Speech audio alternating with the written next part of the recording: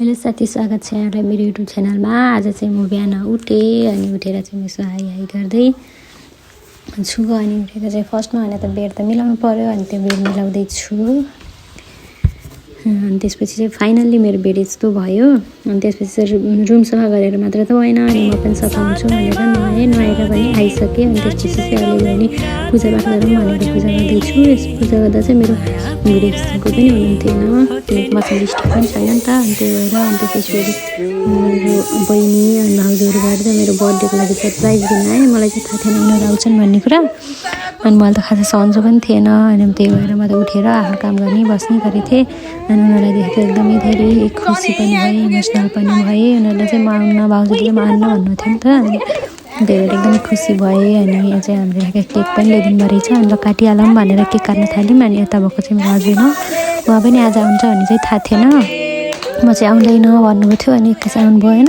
म चाहिँ एकदमै सरप्राइज भयो कि मलाई त खासै सन्चो पनि थिएन। अनि नभएछ सुत्छु भनेर बसेको मान्छे, अनि सबै मान्छे देख्दा त एकदमै खुसी भएर आफ्नो त सबै रोगपटकहरू चाहिँ सन्चो भएको जस्तो हुँदो रहेछ। अनि त्यसपछि एक चाहिँ गिफ्ट हो। अनि म चाहिँ हेर्दैछु के रहेछ भनेर। यसो फाइनल्ली अनि फोटो आउनु लागेको थियो, अनि फोटो नै रहेछ। अनि चाहिँ देखाउँछु छोरो, देखाउँछु म पनि देखाउँछु भन्दै देखायो। अनि त्यसपछि हामी पार्क पनि जाऊँ न त, पार्कमा गएर पनि केक काटौँ भन्ने भयो। अनि त्यसपछि फेरि हामी गयौँ। यो चाहिँ मेरो हस्बेन्डले दिनुभएको cake, happy birthday my dear wife भनेर। अनि यो चाहिँ म एकदम मक्खा पर्दै बसेको। हामी कहाँ केक देख्यौँ, केक भनेर केक देख्यौँ। अनि हामी केक काट्न थाल्यौँ। हेर न, त्यो मेरो मुखमा लगाइदिनु कस्तो भएको। टक्क केक चाहिँ काट्यौँ। ह्याप्पी बर्थडे भन्दै ताली बजाउँ। Happy birthday to me once again, thank you.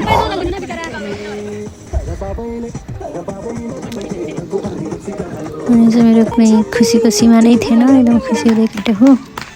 अनि साथी सबैको चाहिँ देख्या हुन्छ। अनि त्यसपछि हामी नाच्न थाल्यौँ।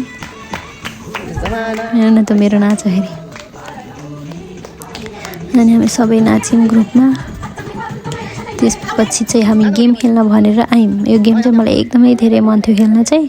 कसरी खेल्छ भनेर त्यति आइडिया चाहिँ थिएन। अनि उनीहरूलाई भनेको ल खेलौँ न त भनेर खेल्न थाल्यौँ। अनि मेरो खाने पालै नआएर कति बेला आउँछ भन्दै थिएँ। मेरो चाहिँ 2-3 पटक मात्रै आयो होला कि खाने पालो। फाइनल्ली भन्दा मेरो पालो पनि आयो। मैले खुसीले एकदम मस्किँदै खाना आएको। कति छिटो आएन, मैले एक गाँस खाना नबिउँदै आइसकेँ।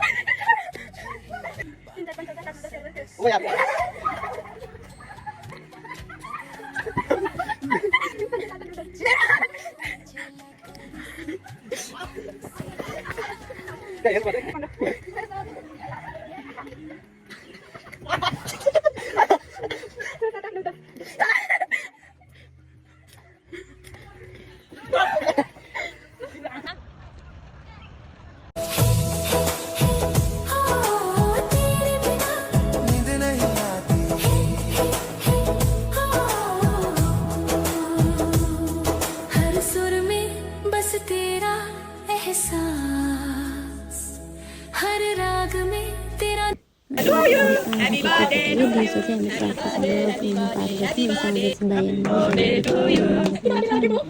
मेरो हस्बेन्डको साथीहरू पनि हुनुहुन्थ्यो। अनि दिउँसो छुट्टीले फेरि यसले चाहिँ मलाई खुवाइदिनु केकको सत्यानाश हेर्नु त